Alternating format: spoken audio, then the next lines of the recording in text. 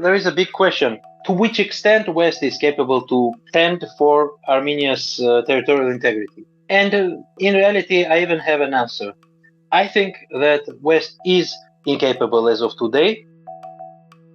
The loss of Artsakh could ultimately increase popularity of Pashinyan. Artsakh being under blockade and under attack was a constant issue. It was constantly providing news, and it was a constant, let's say, headache for a current Armenian government. It's not only West declining, but Russia declining as well. And who are growing? Well, primarily in our region, it's Turkey, but also Iran, and also China, and also India, and also Arabic countries will increase their influence, and so on and so forth. So ignoring this will bring Armenia to catastrophe.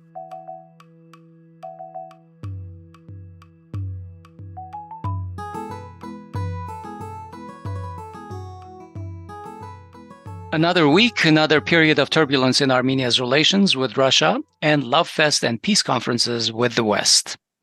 Today we're talking with Hrant Mikaelian, and we have three main topics: Armenia's foreign policy, and there are some MPG poll results which are out with some unexplainable, to us at least, indicators about the level of optimism of Armenians about their future. And we always talk Armenian budget and economy with Hrant. So let's jump in. Hi, Hrant. Welcome back. Welcome, Hrant. Hi, guys. Glad to see you. So, as Asbed said this week, there has been continued news about tension with Armenian and Russian in Armenian and Russian relations, and overtures towards the West. So let's begin with the western part of Armenia's foreign relations. It seems like this week has all been about finding conferences to attend in West in order not to attend meetings, in CSTO. One of them was the Paris Peace Forum. It has a great name, but Pashinyan was the only attendee as a foreign dignitary, as a foreign head of state. Armen Grigoryan, on the other end, attended a conference called Strategic Future of Armenia in Brussels. It seemed to have been organized by some EU-Armenia friendship group. Almost all of these sort of Western-funded civil society people, or in quotes, attended. And this is all happening in the background of Azerbaijan's abrupt and dismissive boycott of Western mediation in Grenada, for instance, and then refusing to attend the Brussels follow-up meeting.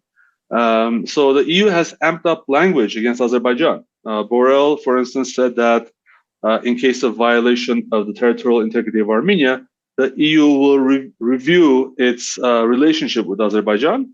I mean, it's a little bit stronger language than guaranteeing ahead of time that they won't do anything like they did a couple of months ago. But, so I guess we can take whatever we can get. And Germany's foreign minister, Baerbock, visited Armenia.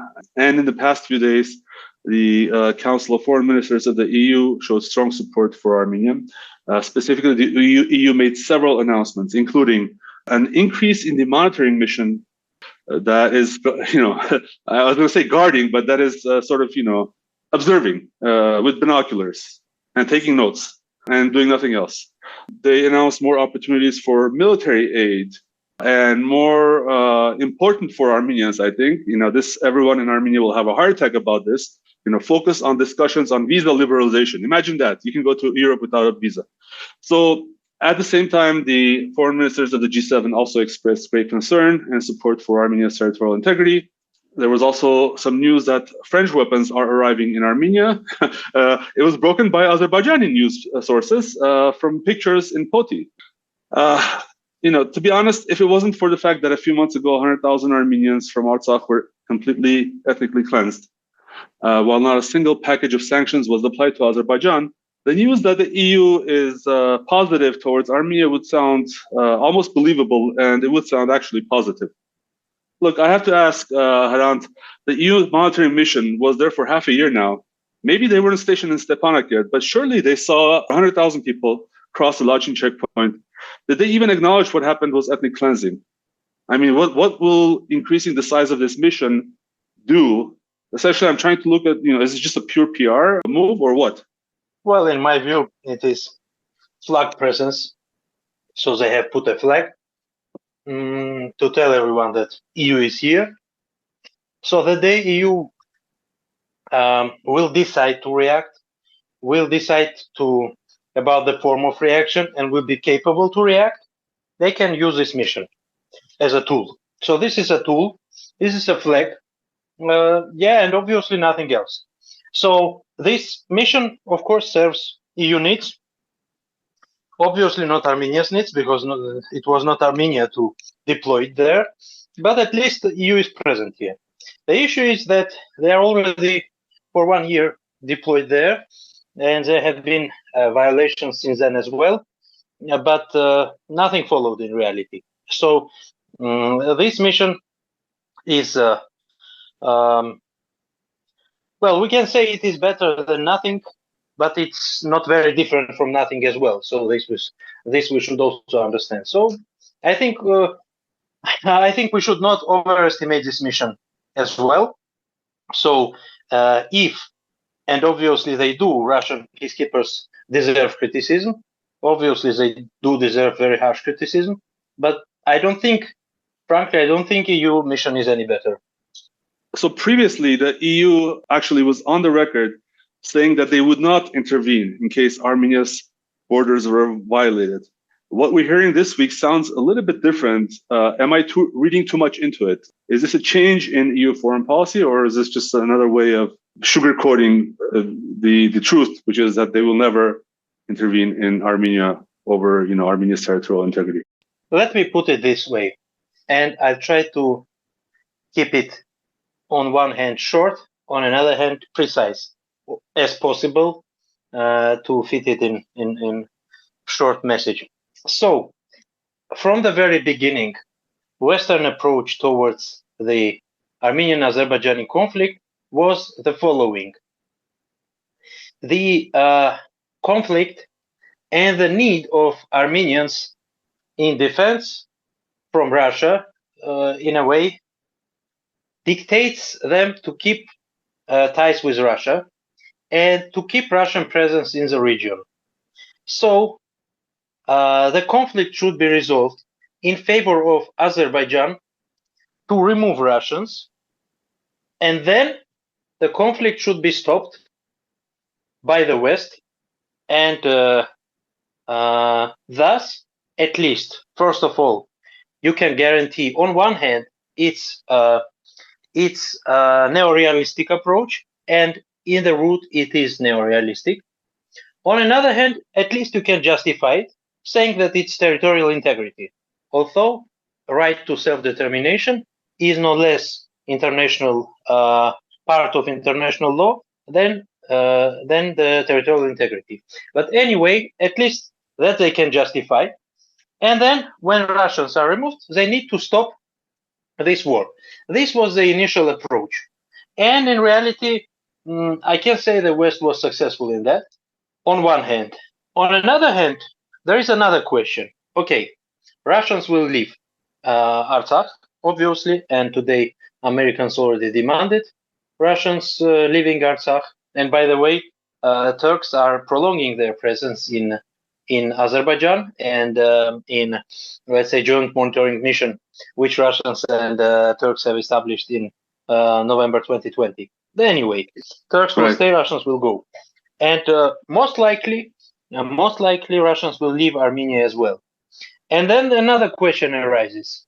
But is the West capable to stop Azerbaijan from attacking? First of all, it depends on the West playing as a joint actor or divided by separate actors. So if the West is just France, I don't think France is capable today. If US is involved, that's a bit another story, but still questionable.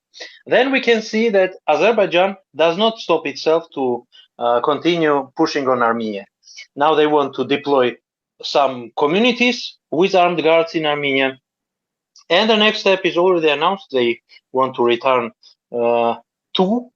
return the localities like Sunik and like Yerevan and so on. So they want whole Armenia in reality. Yeah. So how do we deal with that? Is West capable to stop this escalation? And yes, of course, if they put enough effort, they might. but I don't see them doing so. That's first. Second issue is the Western capabilities are declining all the time because regional players like in first instance Turkey, which more and more detaches itself from the West, are increasing. And in reality, Iran's and Russia's role is also increasing. Then we see China and so on. So Western capacity to affect this region is decreasing. I want to ask a question about Western capacity, and specifically, is Israel part of the West? Because this week we saw some news that Armenia received about 30 armored vehicles and 3 radar units, a few air defense systems, while Azerbaijan signed a $1.2 billion deal with Israel. There have been past guests on our show that have said that Israel's interests in the region are strategic and they are aimed against Iran, and their partner against Iran is Azerbaijan. And we're seeing that, to be honest, my own personal opinion is that Israel is acting with severe impunity in Gaza. And it appears that no one in the West is able to stop it. And Israel is able to mold the policy of the West to its interests. So does Israel's strategic interest in the region, can it also hamper the Western interest, or whatever we're hearing now from the mouths of the Western politicians about supporting Armenia? You raise a very good question here, and a very timely question, which in reality I don't have good answer to, but at least I think it's really timely to speak on this. I also can remember that in Azerbaijani media in late 2021 there was a big program article on Hakinaz, which is directly governed from the presidential administration of Azerbaijan. So there was a program article which would set as a goal attacking Armenia militarily and taking territories. And they were discussing possible Western reactions, including sanctions and including even harsh sanctions. But they have concluded that at least not all Western countries would cut the supplies. At least the major buyers of Azerbaijani oil and gas resources would continue doing so. And the main is Italy.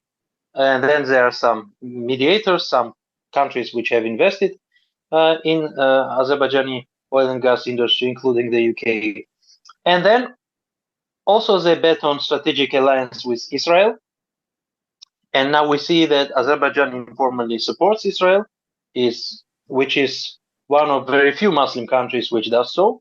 So Azerbaijan also can use Israeli lobby, not Jewish lobby, but Israeli lobby, which is not completely the same, but at least it's also strong, to decrease amount of criticism, especially in the United States, but not only there.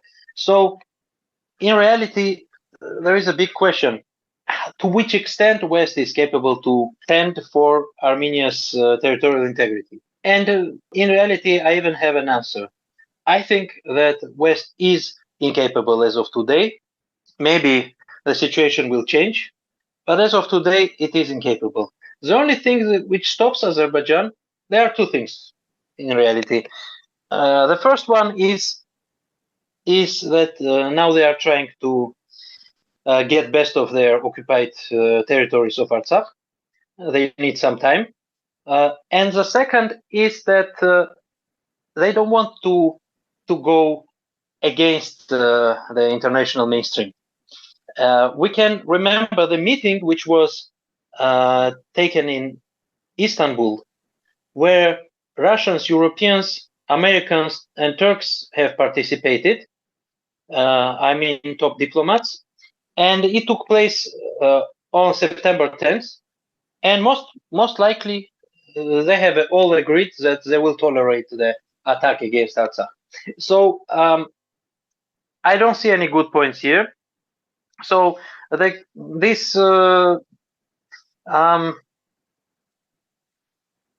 don't see as of today neither Russia taking care of Armenian security nor the West.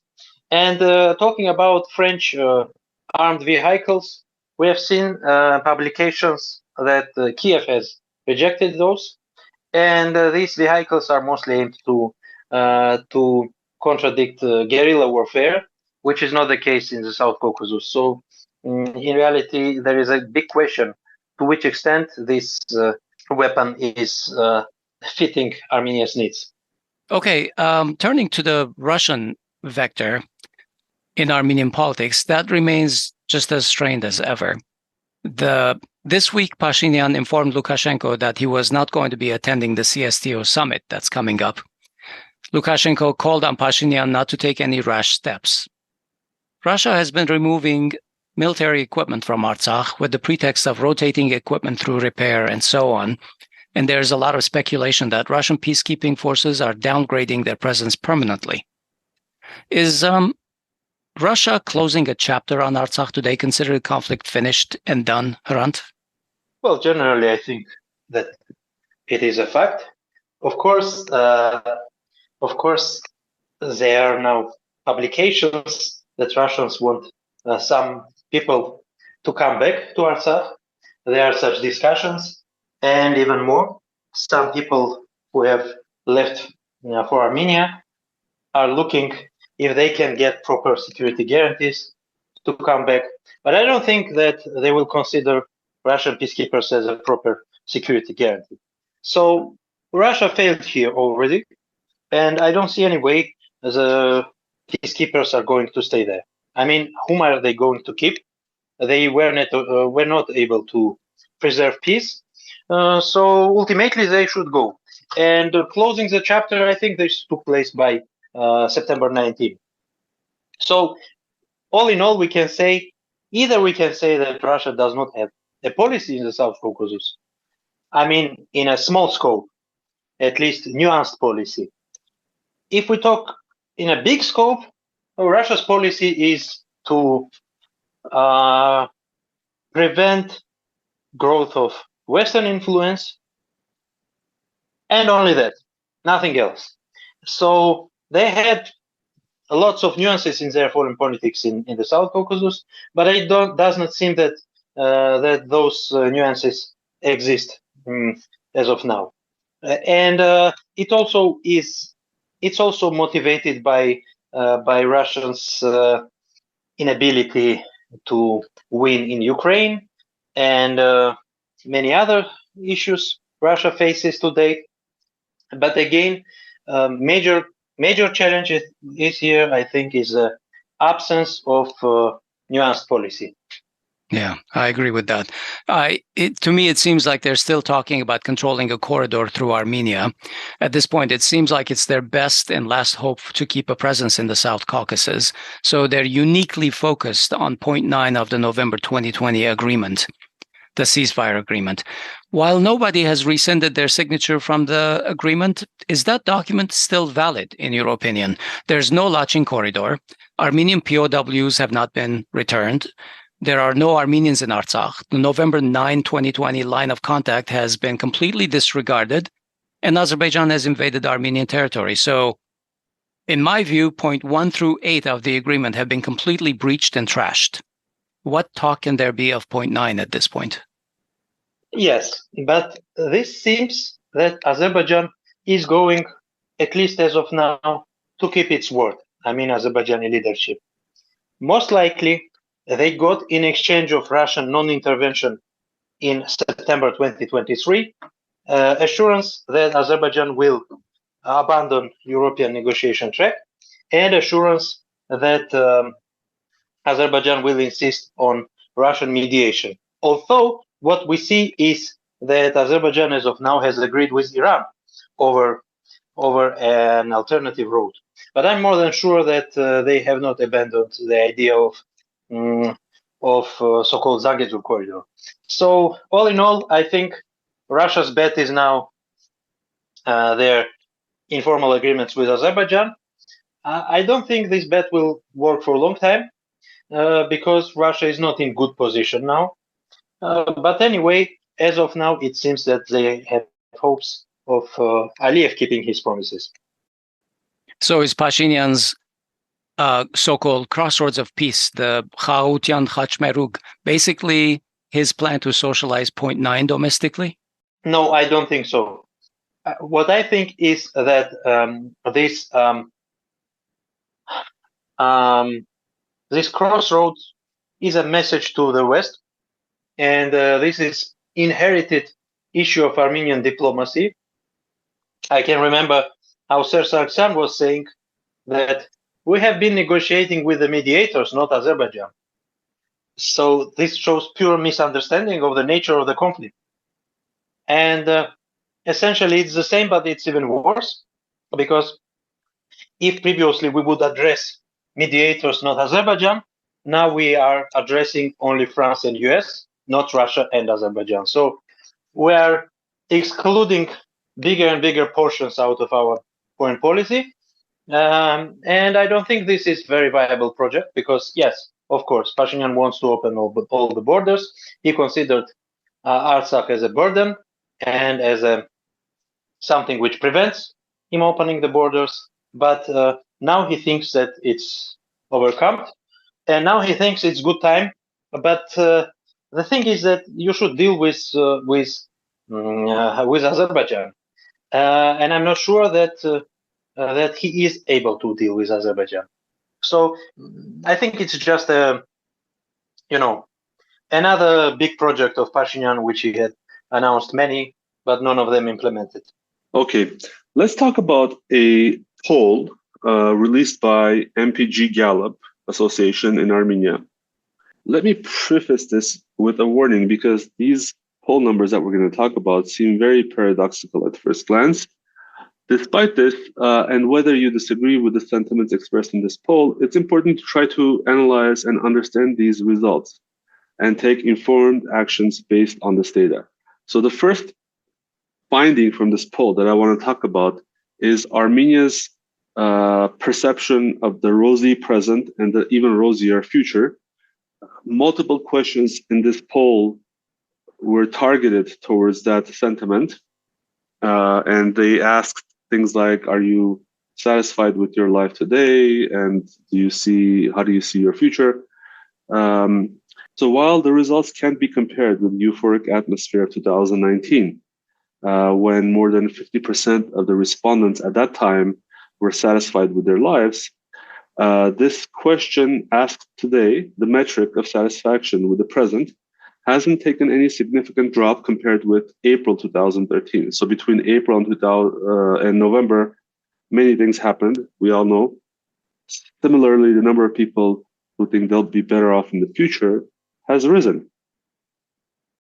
My questions about this, Hrant, I don't know if you've paid attention to this part of the MPG poll, but we always get this. It is difficult not to question such rosy polls, given the geopolitical situation Armenia is in. So I'm going to ask it point blank. How much trust can we place in the objectivity of this pollster? MPG is a member of Gallup International Association. We frequently use their results. So how much trust can we place in the results and the objectivity of this pollster? Well, let's start with methodology. It was 1,100, not 11,000, who were interviewed. Which is considered to be enough to have a more or less adequate standard deviation, around 3%. Now, regarding the quality of the data, I have two cases, both in May 2021, when it seems MPG was not objective and supported opposition in a way. And there were some indirect evidences to support this view. But usually, when we have other data, which we can compare to the MPG polls, it supports these results as well. So generally, what we see is that MPG polls are correct. And with this poll, I also think it is correct.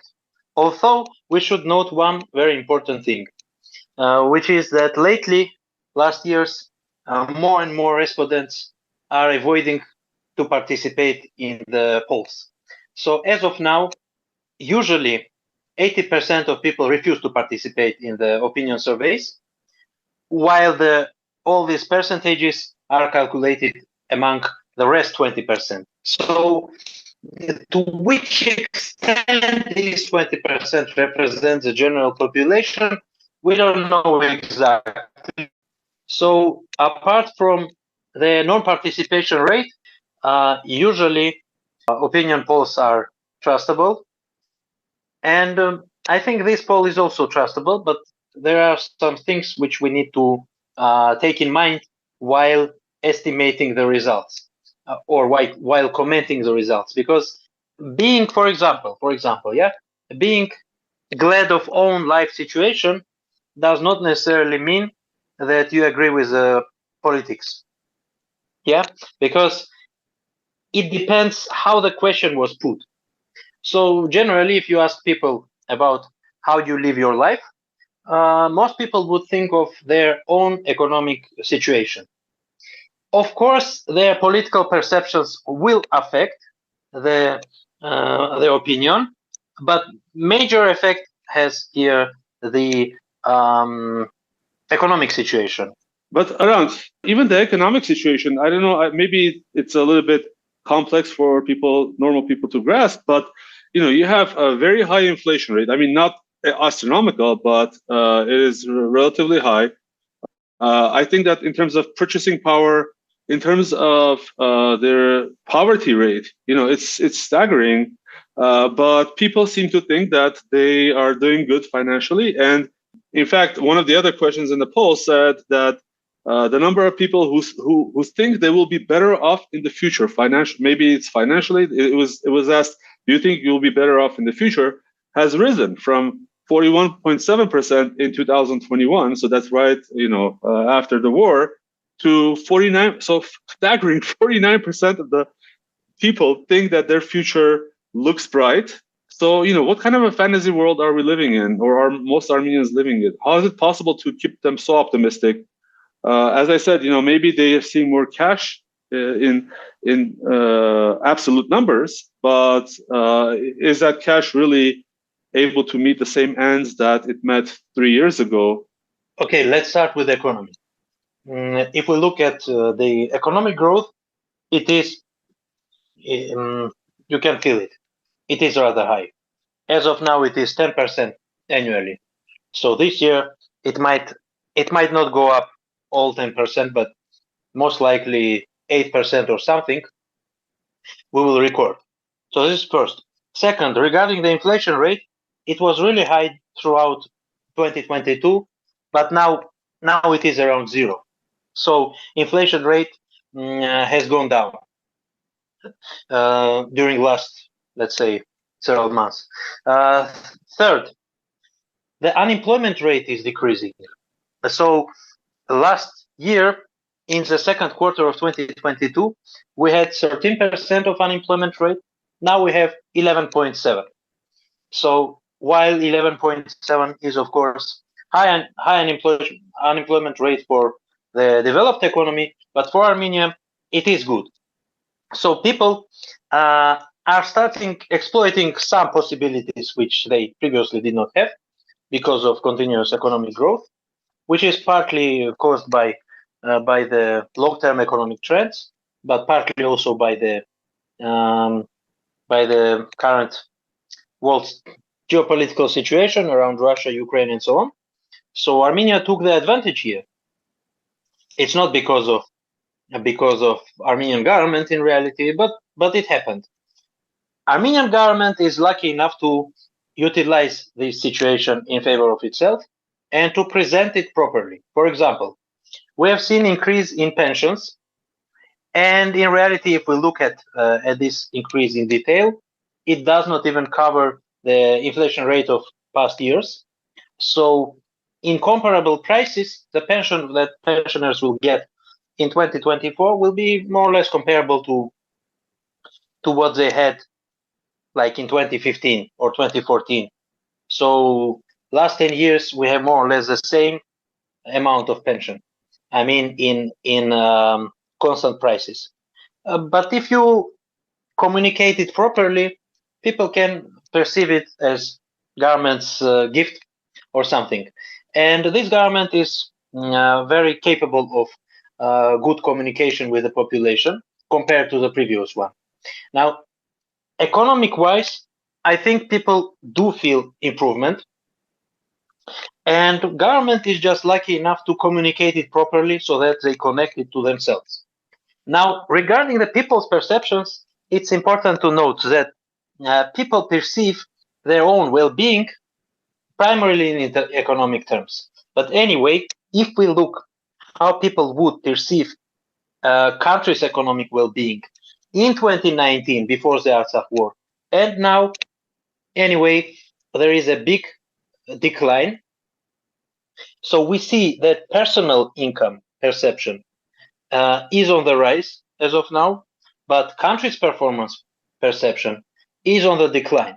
So politics does affect the perception, but not to the full extent, because only those people who take care of politics, who are minority in modern Armenia, and probably not only, no, only these people consider this a major factor which determines their perception of current reality.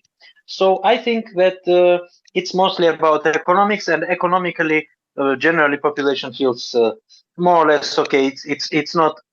We cannot say it is good, but it's better. Hrant, I have a question, a sidebar. Usually, unemployment is measured by the people who are actually looking, counting the people who are actually looking for jobs. Do you know if the 11% that you mentioned, or even the 13% a year ago, was actually including women's participation in the labor force, or is it an overall number? Are there subsections or sub-statistics by, let's say, gender and other demographics? Yeah, they obviously are. On one hand, female unemployment last year's has also decreased, as well as male unemployment. But there is a long-term female unemployment. Those are women who are not involved in the labor market for a long time, probably since the collapse of the Soviet Union, or I mean structurally, this let's say people who do not fit modern labor market or do not find a place, they have switched to homework. But that is why female labor participation rate is significantly lower than male participation rate. But among those who are participating in labor market, the unemployment rates are comparable. For example, in 2017 to 2018, the female unemployment was even lower than male unemployment. As of, if I'm correct, male unemployment is lower than female unemployment, but still it was between rural and urban areas. And also you can see much more significant unemployment in young cohorts. So young people are much more likely to be unemployed. Okay. But what I observe is that youth unemployment has also decreased lately. So this is very important factor determining Armenia's well-being perception. Why it is so? Because if you look at all polls which have been conducted in Armenia throughout the last 30 years, when people were asked about major issues of Armenia, except to the period of 2021 to 2023, all the time people were mentioning unemployment as top one issue. So unemployment has been, until Azerbaijan's attack on Artsakh in 2020, unemployment has always been the top one issue of the country. And except to the security considerations and general foreign relations context, unemployment is still top one issue, and decrease of unemployment affects perceived well-being. But what I think is important in this poll is something else, not the perception of overall well-being. It is, first, it is that Pashinyan's approval rate has increased. It did not increase much. It did not increase much. Most likely it increased by 1 to 2% in last 3 months. But anyway, it did record an increase. And I don't have exact explanation here. I cannot be sure. But my, let's say, preliminary explanation would be that at least for some, again, this is small change. And of course, there are some people who switched from Pashinyan to being in opposition to him, but some who have been neutral or who have been slightly opposing have switched towards supporting him. Now, what has changed? If you don't mind, let me quote the specific numbers. Yeah. So in this poll, Pashinyan's approval rating was 54.1% negative and 33.6% positive. You can compare that to May 2023 from the same pollster, where 71.3% was negative and 18.8% was positive. So both the positive approval rating has increased and the negative approval rating has decreased. Although I don't consider 54% to be anything to write home about, but still, it's very difficult to comprehend considering all that has happened in the last 6 months. The May was an exclusion. Before May 2023, Pashinyan's approval rate was usually around 38%. Now, in May, Pashinyan has said that in reality he supported Azerbaijan's territorial integrity. In short term, this affected his approval rate sharply, so it halved. It was 38, and then it decreased to 19. But then it started recovering, and like most probably 3 months ago, it was around 32%. So this increase is from that 32%. So let's say 1.5% in last 3 months. It's not that much. But what has changed? The loss of Artsakh could ultimately increase popularity of Pashinyan because of two reasons. One is that Artsakh being under blockade and under attack was a constant issue. It was constantly providing news, and it was a constant, let's say, headache for a current Armenian government. While now Artsakhites are in Armenia, they are completely under control of the government because they can cut the social payments to any family, so they can silence anyone. That's first, and they do that effectively. Second is that the political news from Artsakh, they are gone. So everyday challenges to the government coming from Artsakh have decreased. And unfortunately, we now live in the world, and especially in Armenia, we live in the situation where when media agenda is changing every day. So if nothing happens today, people forget what happened 2 days ago. This is today's truth. So this is one part. And another is that some people, not many, but some, believe that this might be end of the war. This might be end of the conflict. This might signal that we are not going to die anymore in this war. So some believe in that, and this also increases popularity of Pashinyan. Again, we should be aware that this is small increase, but still it happened. So I think it was important to understand this.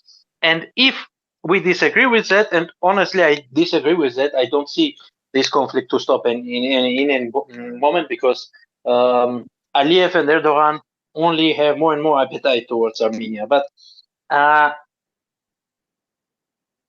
cannot enter this debate as a propagandist. I cannot counter propagandists of current government.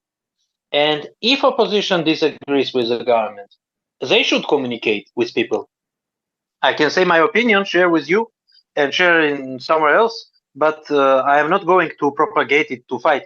But those who are politicians, they have all the tools to do that.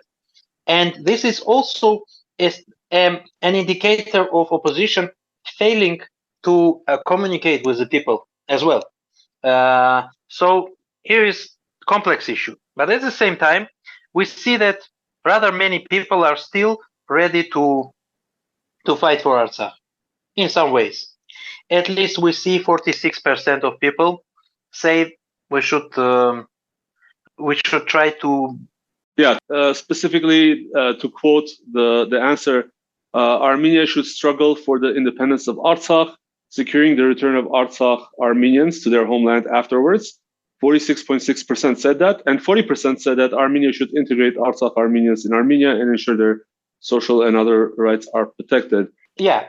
In addition, we also see some other trends which are interesting, and what is interesting here is the foreign politics.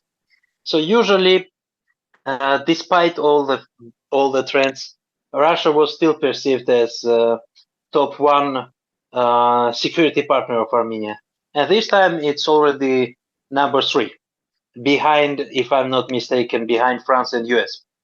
So this is also a noteworthy trend, and majority wants neutrality, and this is what Pashinyan is communicating. He said Armenia might choose neutrality, but it's a bit different. I mean, when people expect neutrality, I think Pashinyan is confusing neutrality with capitulation, but go ahead. Neutrality, according to Pashinyan, is leaving all Eurasian integration organizations, primarily CSTO, and then CIS, and ultimately EU. So that means that Armenia is absent from any, let's say, bloc. But then he will try to get into the European and Euro-Atlantic organization, like NATO and European Union. For now, he knows that it's not a chance that Armenia might get in, and that is why neutrality is perceived as a temporary step towards the Western integration. The issue is that, in my view, Western integration is not on the table for a very, very long period. Let's say 50 years from now. And we should be realistic here. Armenia has no Western perspective for the forthcoming 50 years. And then we will see. So this neutrality will be, again, as I said, we have abandoned dialogue and proper understanding and communication with Azerbaijan initially. Now we are abandoning Russia, and we are trying to be dependent on the West, which does not want to take too much responsibility. And at the same time, the Western power globally is decreasing. So it's completely a failure of understanding of current global trends, which are big turbulence, increase of regional, local, and let's say alternative players, and we cannot afford ourselves to, first of all, think in the Cold War logic, which is we should select either West or Russia, which is that there is West and East, and so on, because in reality neither West nor Russia are not increasing powers. They are declining powers. Both are declining powers. It's not only Russia declining, but the West declining. It's not only West declining, but Russia declining as well. And who are growing? Well, primarily in our region, it's Turkey, but also Iran, and also China, and also India, and also Arabic countries will increase their influence, and so on and so forth. So ignoring this will bring Armenia to catastrophe, which is important to understand. But it's not that I'm saying this first time, but unfortunately, the state policy is very, very, very weak in this matter. Okay, Hrant, let's turn our attention a little bit to the Armenian budget and economy, because the parliament passed a national budget for 2024.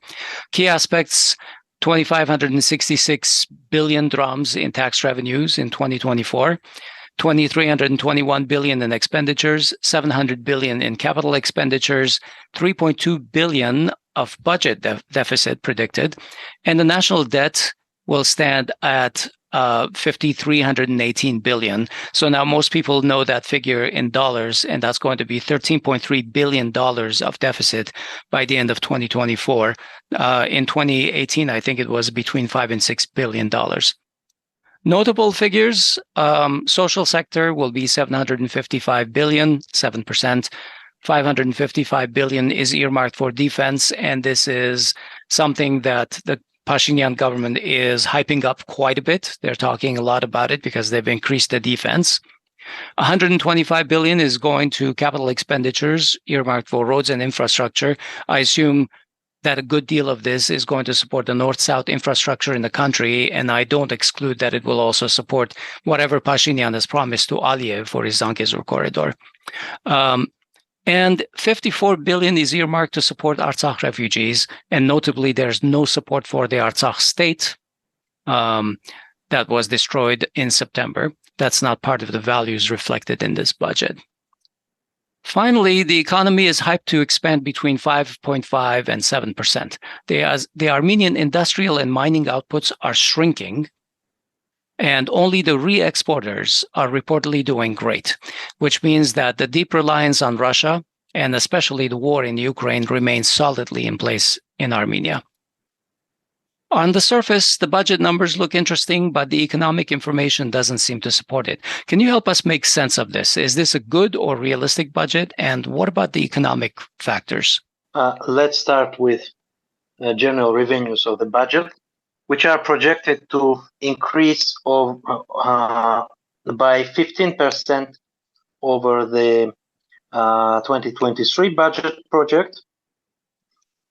Most likely, 2023 budget will be increased in the end of the year. So the amount of tax collected will be more than it was projected because Armenia got additional revenues.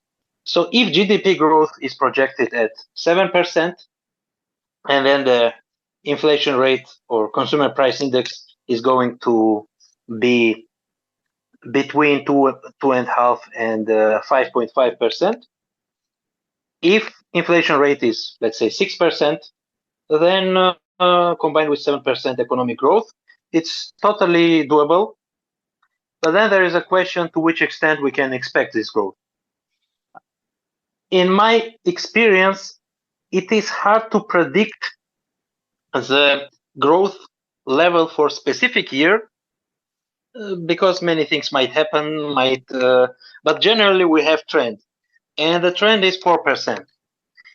And last 2 years we are above the trend. Okay, 2022 was recovery year after the pandemic, but 2023 is also above the trend, which might imply we might have a correction down. Why it might happen?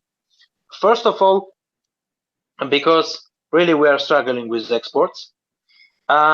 Officially, export is growing.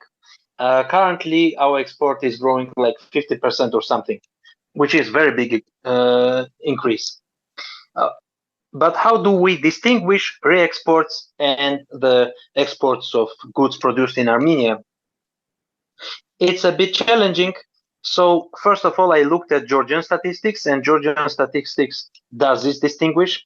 In Georgia, they call it local exports or export of local goods has already decreased.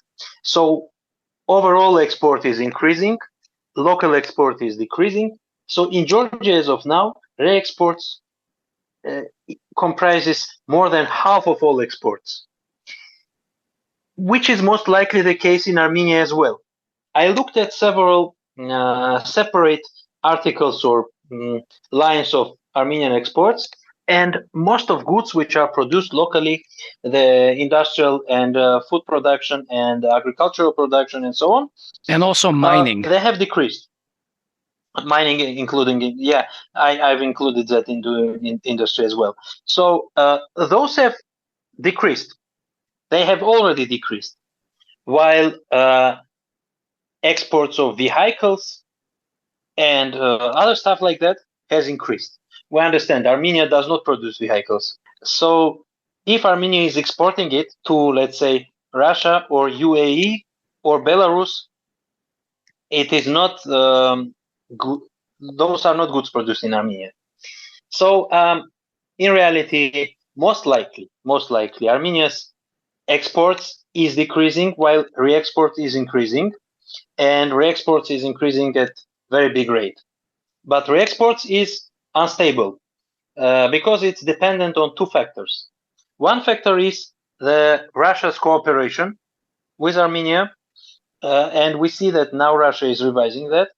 Russia is directing its some of its transit and transport flows towards Georgia or Azerbaijan, but to avoid Armenia. There have been publications on that. Also, some of those have been official publications. And it's not that it's, let's say, regarding the big scale as of now, but it's surely going to increase. So this is first factor. And the second factor is that all of this is conditioned by the Russian-Ukrainian war, which we don't know when it will stop, but at some point it will. And Russia is adapting to the new type of economic relations more and more. Of course, Armenia's mediatory role might be, let's say, still important, but it will also dependent on Russian counterparts.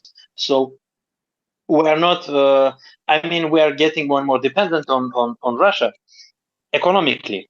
So while politically Armenia tries to detach itself from Russia and from Russian-led security organizations, economically Armenia is digging more and more into connections with Russia, and those are unstable.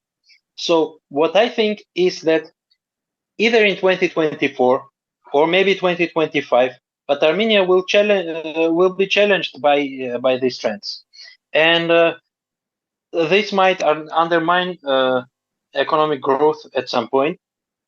Completely, we might face even with decline. I don't know when and in which form it might take place, but we also see the predictors of global economic crisis. As of now, well, there are talks of global economic crisis since mid-2022. And in 2022, we have seen very slow growth in global economy, especially in developed economies. And by the way, we see troubles in Germany, in UK, and other European countries as well, now as well. But in reality, it's not contracting, it's just, let's say, stagnation. But it might contract as well, because there are some signs for that. So if that happens, that will be another challenge for Armenia. So I'm not to this extent optimistic, because Armenia is more and more vulnerable. And also another factor is the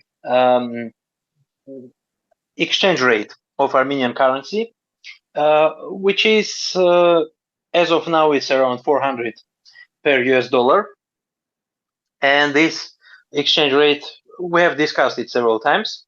It's caused by big cash flow through Armenia, which led to Dutch disease effects in Armenian economy. But when the cash flow will stop, the dram will devaluate.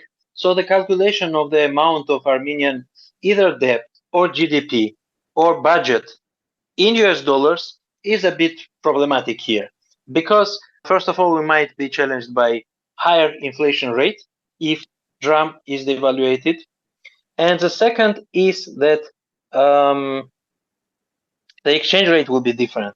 And now when they say, for example, that GDP is going to be $26.2 billion, it might as well be 20 or 15. So yet it's better to speak drams and not dollars. Yeah. We spoke drams here mostly, but here is another interesting thing, which is, since Armenian debt, which you have already cited, is comprised of internal debt and external debt, while dram is revaluating, the internal debt is growing in price.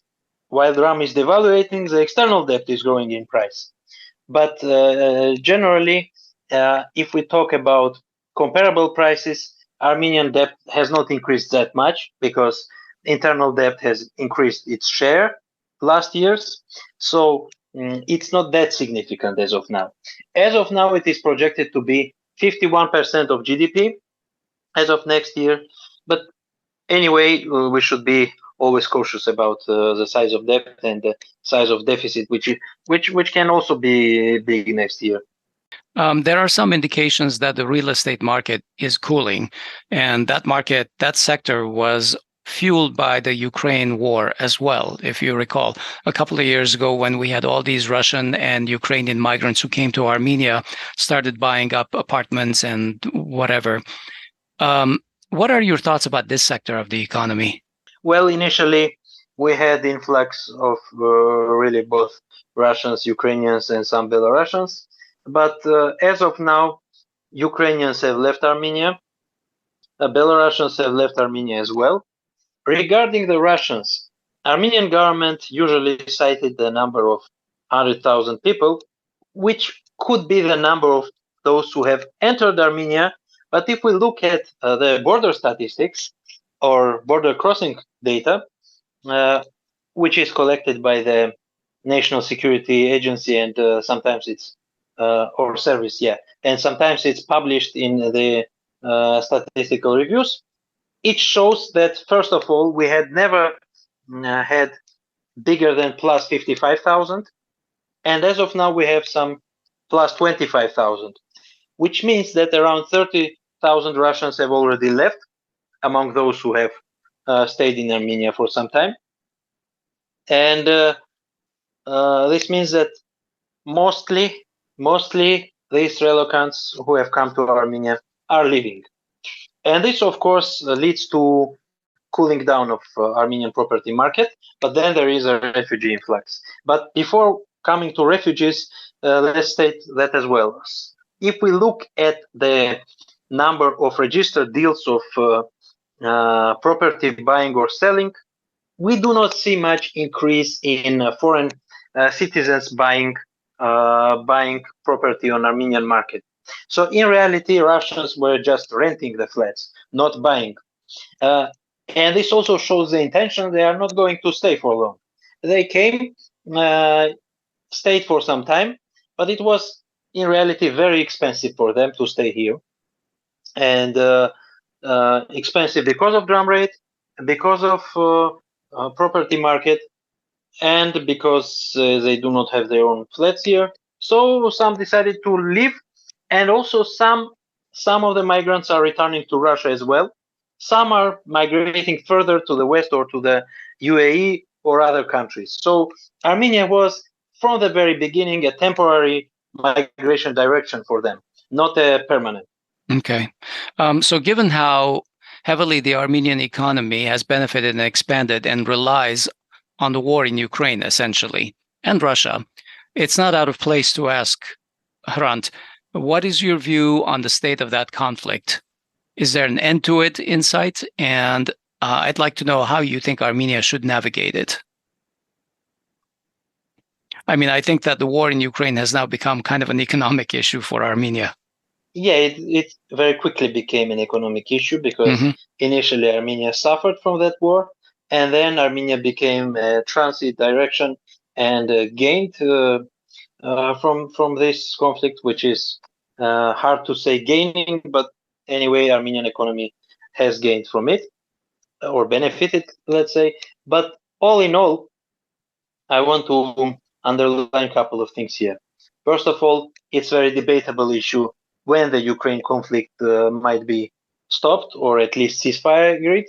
But many say that it will happen either in mid-2024 or by the beginning of 2025. So most likely we have, let's say, around 1 year, let's say, not more. Most likely not more than 1 year. So this is first consideration. Second consideration is that, when you have big influx of currency, of cash, and some unexpected revenues, you should not take it for granted and base all your future projections on it, like our government did. But instead, you should try to, let's say, capitalize on this income as much as possible, but not capitalize directly through consumption, but instead to keep this money. For example, secure this inflow in central bank reserve fund to use it in the future as a currency which has inflow to Armenia. In reality, Armenian central bank could have saved already around maybe 3 billions or so as of now. It is big amount for Armenian economy. And if we kept the drum rate, the exchange rate of Armenian drum, the Armenian exports, the goods produced in Armenia, would not decline, because the decline is caused by the increased drum rate. It's Dutch disease, which effectively is caused not by exports of some major product, which is usual reason, but in this case by the new mediating, or let's say transition role of Armenia. But anyway, the consequences will be the same. We have faced this situation in mid 2000s, when Armenia faced a big influx of foreign currency because of remittances, and at some point, Armenian economy was growing like 10 to 15% a year, which was considered Caucasian tiger, That's right. I remember that. Yeah, but this was a fake tiger, because the numbers grew, but the economy did not develop.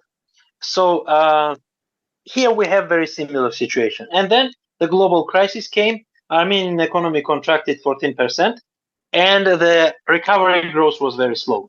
This time, yet the crisis potential is not as high as at that time, because that time the potential was much bigger.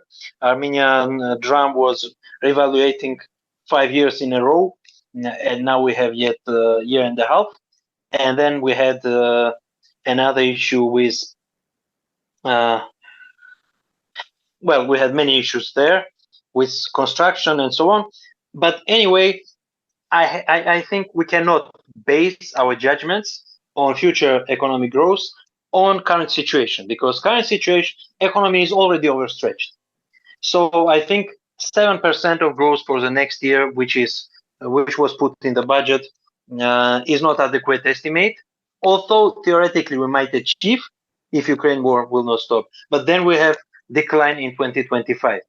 Ultimately, we will have it. Yeah. Well, my concern here is also, as you mentioned, that the economy itself is actually shrinking while we have an expansion in the GDP numbers. So it's hard to make sense of this. Well, first of all, regarding the economy, the production is shrinking while GDP is growing.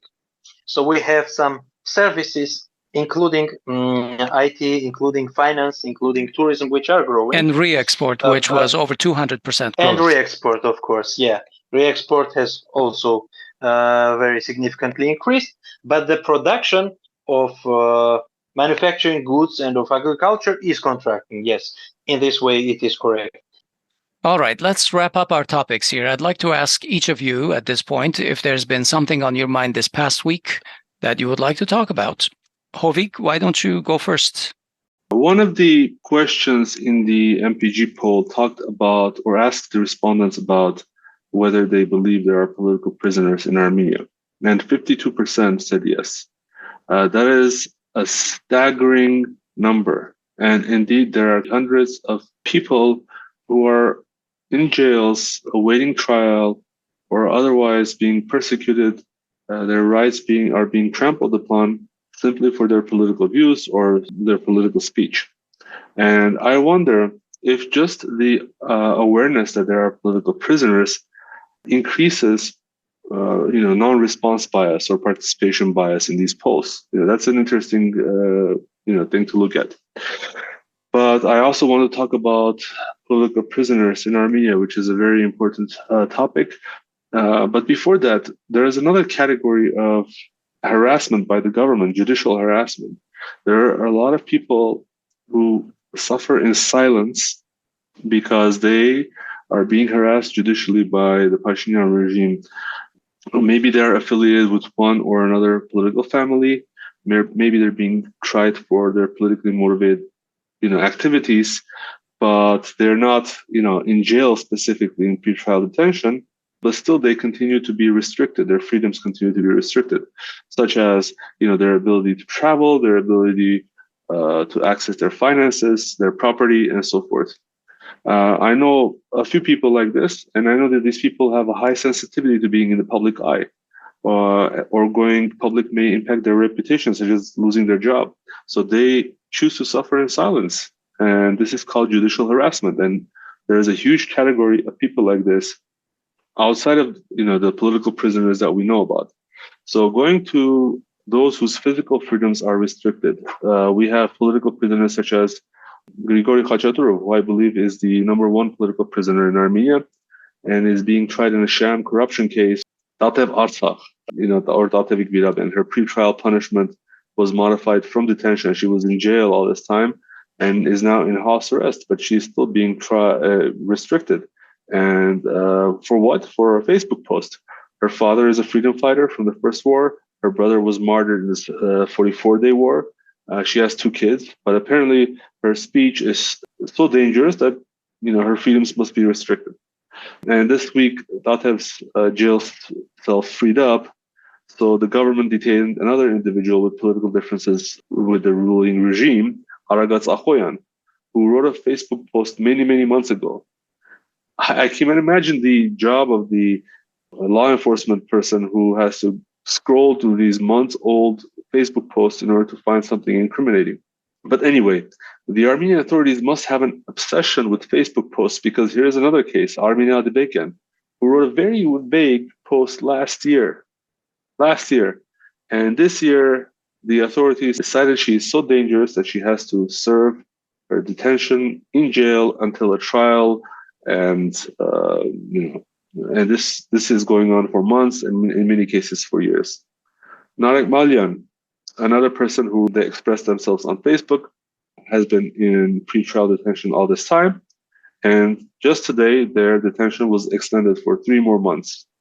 In reality, I think we need to do an entire show on political prisoners in Armenia. And I have the full intention of doing that. So apologies if this rant was particularly long, but I can imagine that the show that we do about this will be much longer. Yeah. Hrant, any thought you'd like to share? I totally agree with Hovik, and I would like to a little bit continue on the topic he voiced. Also, we can remember Manucharyan and many other people. And by the way, there was funny case how Levon Kochayan got out of the jail because he became an MP. Some of Armenia bloc representatives refused to enter the parliament, and then he became an MP, and this is how he got out of the jail. But anyway, yeah, we can remember the case of Avetik Chalabian, who has been detained for 2 months, then 3 months, and again 3 months, and something else, and then released. So yes, it is a bit terrorizing. But all in all, we can also remember the case that after the latest protest, which took place in late September, more than 60 people were detained and still are kept in the pre-jail detain centers or in jail already. So all in all, we can say there are up to 100 political prisoners in Armenia. Well, not all of them are fully, let's say, recognized as prisoners because they are pre-trial detainees. But anyway, for political reasons, already 100 people are restricted freedom. And yes, there are hundreds or maybe even more of people who are restricted of some other freedoms. And this is already a big issue. And I think this is one of the biggest challenges, apart from the refugees issue. But I think there are many people who can comment on that better than myself. Yeah, and I'd like to make special mention of Armen Grigoryan, who died in jail a year ago. All right, we're going to leave it there for today. Thank you, Hrant, for joining us. I appreciate your time. Thank you, Asbed. Thank you. Thank you. Thank you, Ranjan. We've been talking to Hrant Mikaelian, a political scientist and multidisciplinary researcher in social sciences based in Yerevan. He is also a senior researcher at the Caucasus Institute. Okay, we hope you found our Week in Review helpful. Please find us on social media and follow us on Twitter, on YouTube, or wherever you get your Armenian news. The links are in our show notes. We'll talk to you next week.